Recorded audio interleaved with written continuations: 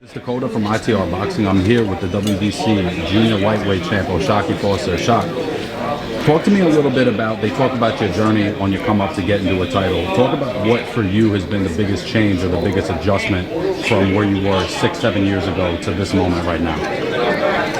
I would have to say, for me, it was my mental, getting myself prepared and knowing what I actually really want out of life. You know, putting my all into this and not just 80%, 90%. You know, we went 200%, and also my team. Getting with my coaches and having my manager by my side. You know, it's been straight motivation and a key to this. Is there a moment or a fight that you can think of in your journey where that transformation either began or where you felt like, all right, I'm changing it up, I'm a different fighter now?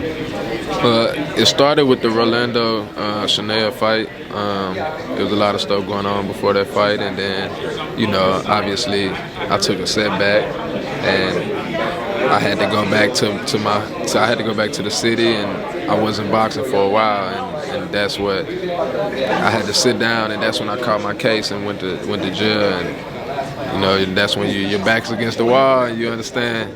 Did that take you out of the ring for a bit? Yeah.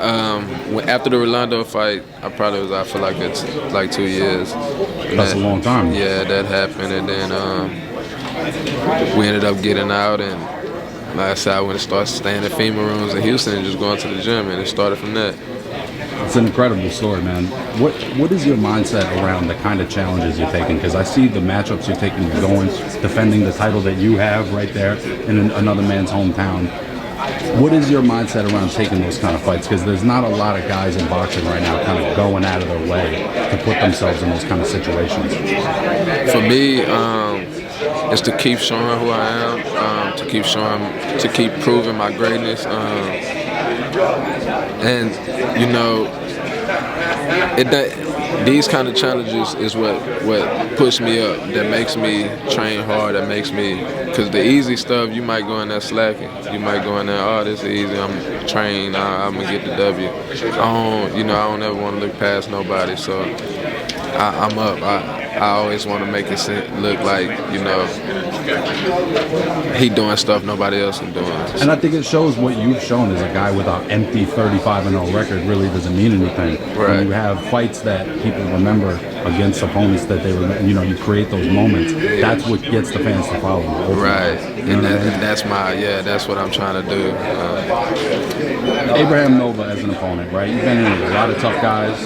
Where do you stack him up against some of the guys you've already been in with? And what do you see as, you know, his strengths, his weaknesses? Break him down as an opponent. Strengths, I think he's a good basic fighter.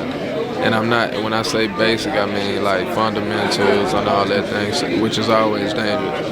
But weaknesses, I just feel like I'm the faster fighter. I'm the sharper, stronger fighter. And ring IQ, I feel like I got all that, and I feel like it's just levels above him. But my biggest thing was, you know, proving him wrong, proving everybody wrong. Especially, like I said, I've been trying to get at him for years, and they look down upon me. So we had to definitely get him in there to show why he was doing that. How's that redemption arc feel to go from, in a short period of time, a guy that someone like Nova's not interested, to someone that they have to go through to become a world champion? Yeah, the tables turn, man. Yeah. The tables turn, and that's what feels good, and that's what got me the most relaxed in this, you know, because it shows that I'm here for a reason, you know, and everything always comes back full circle. What is in your mind, what is your career trajectory? Like, how do you see, what do you envision for yourself for the remainder of your career? Are you going to be the guy at 130? Do you want to move up in weights? Do you want to move down in weights? What's your goals and your mindset? Man, like I said, if God willing, we plan on going to 35, 40. If I find a small 47 like kind of being, we go take you that title. You big guy for 130, bro. Shit. Yeah. So yeah, that's most definitely the goal, is to become a multi-division champion. For this coming Friday, Nova against Shaq Foster, WBC champ Shaq Foster. Thank you so much for your time, brother. I appreciate it.